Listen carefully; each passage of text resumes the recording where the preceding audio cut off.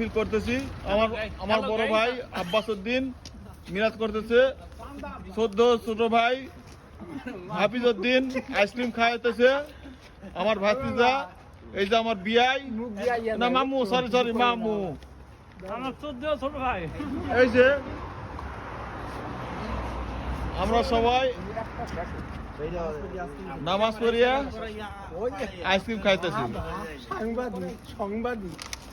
মানে ঈদের দিন সবাই একসাথে মিলিত হওয়া আসলে অনেক বড় একটা টাফ জিনিস, কারণ প্রবাস জীবনে সবাই কাজ থাকে।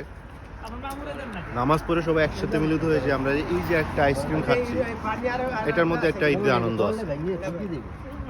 ঈদ সবার জন্য শান্তি বয়ে আনে, সবার জন্য দোয়া করব। সবাইকে ঈদ মোবারক, ঈদ মোবারক জানান। ঈদ মোবারক। চা চা চা বিল্লাহ। যে ভিডিও করছে সে হচ্ছে কামাল ভাই। চা চা বিল্লাহ।